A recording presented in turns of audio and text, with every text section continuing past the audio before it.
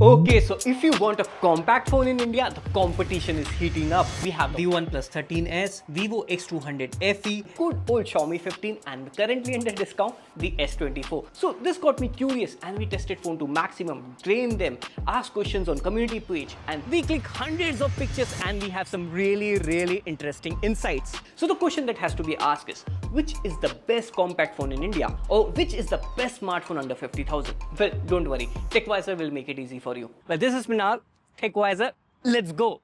Okay, now I know what you may be thinking. Why are we not covering the iPhone 16 or the S25? Well, instead of covering the S25, we will be covering the S24. Not only because it's in the same price range of 50,000, but the S25 costs 80,000. And well, iPhone, well, it's a different OS altogether.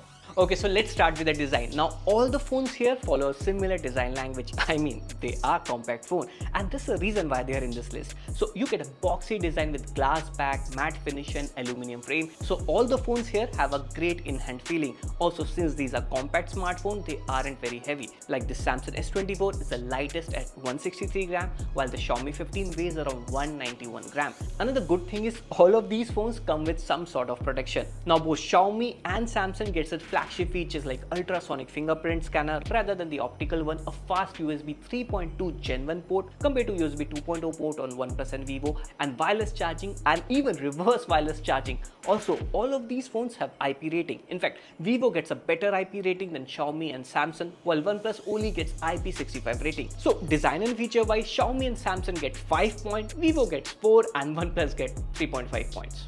And by the way, just to make this video crystal clear, we are giving 5 points to winner of each section. Okay, now let's talk about something that you see most on your smartphone. Yes, the display. And again, there is a lot of similarities. Like all of them comes with 120Hz LTPO AMOLED display, and all of them can go as low as 1 Hz. And unlike some flagship, all of them supports HDR on Netflix. If you know, you know. But there are some difference, like peak brightness numbers are different on all the phones, and it shows that Vivo is the brightest among all of them. Now both Vivo and Xiaomi try to boost color, but Vivo is the brightest. OnePlus also boosts color slightly, but it's not as bright as Vivo or Xiaomi, while Samsung keeps the color close to natural but has the least maximum brightness. Also, Samsung is the only one that has a full HD plus display, while all the other have 1.5K panel. But in day-to-day usage or even while watching movies, you won't notice much of a difference. So 5 points to Vivo, 4.5 to OnePlus and Xiaomi, and 4 points to Samsung. Overall, the display and speakers are good on all the phones, and every phone here will give you a good multimedia experience. But for great multimedia experience, you need stamina. I mean batteries. Now, these are the battery capacity. Pause the video and check it out. Vivo has the highest at 6500 mAh. Now, to give you an idea about the battery life, let's do a quick drain test. So we charge all the phones to 100%, and then we start a 4K 60fps recording on all of them for 2 hours continuously. And after 2 hours, the results were quite shocking. And as you can see, Samsung was down to 53%, which is understandable. However, Vivo was at 70% while OnePlus was at 59%, which again makes sense because Vivo has slightly bigger battery than OnePlus. However, Xiaomi was at 69%, yes, even after having lower battery capacity than OnePlus and Vivo. Now do note, Xiaomi uses a silicon carbon battery just like Vivo, but even after having a smaller battery capacity, it is quite neck to neck. So what do we learn? Well, it's not like phone with bigger battery capacity will have a better battery life.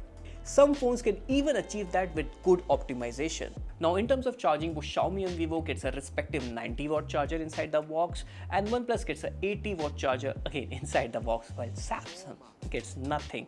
Also, it only supports 25 watt of charging. So Xiaomi and Vivo both gets 5, OnePlus gets 3.5, while Samsung only gets 3. And coming to the best part you guys have been waiting for, yes, the performance. The Xiaomi 15 and OnePlus 13s feature the latest 8 Elite, while Vivo and Samsung uses the last year flagship processor. Also, Xiaomi 15 and OnePlus 13s both comes with UFS 4.0 storage in the base variant, unlike Samsung and Vivo, which uses UFS 3.1. In fact, the X200 FE gets UFS 3.1 even in the higher storage variant. Now, for casual use, all phones performs exceptionally well for day-to-day tasks, like switching between apps, taking a lot of calls, scrolling through reels and stuff. However, we want to have some fun, so let's push this phone to maximum limit. In Antutu, Xiaomi 15 scores highest but reaches 50 degrees Celsius. Other phones remain relatively cooler. In CPU throttling, now the graph on both Vivo and OnePlus are mostly green, while Xiaomi throttle at 66%, which is decent, but Samsung throttle at 61%. 61%. Now in 3D Mark, Xiaomi has best stability at 77%, while most of the other phones lost half of their performance by the time test was over.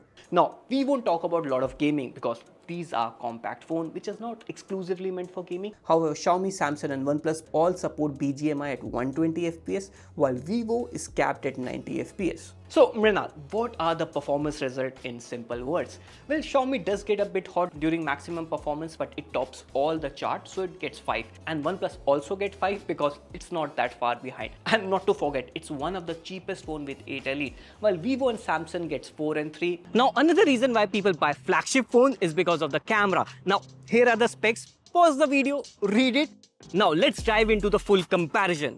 When it comes to color reproduction, Vivo consistently deliver more vibrant shots and Xiaomi and OnePlus sometimes struggle. But when we bring the human subject, OnePlus often outperforms Xiaomi, generally retain more details on zooming, Vivo maintains more vibrant output with human subject and Samsung sticks to natural color. While indoors, all the cameras are pretty much same. Now OnePlus 13S doesn't have an ultra-wide lens, while the others have ultra-wide lens, and here are some samples. In harsh lighting, Vivo is slightly better, and for portraits, again, I like the photos from Vivo. But overall, in good lighting conditions, pretty much all the phones take similar photos. So we are recording at 4K 60 FPS, and I can't believe a place so surreal exists right behind our office. By the way, how is the video quality? So overall, Vivo consistently deliver good and vibrant pictures across most scenarios, making it a top performer, so it gets 5 points. Xiaomi and OnePlus on the other hand are close contenders, so they get 4 points each, and Samsung scores 3.5 points, which is understandable since it's a previous year model.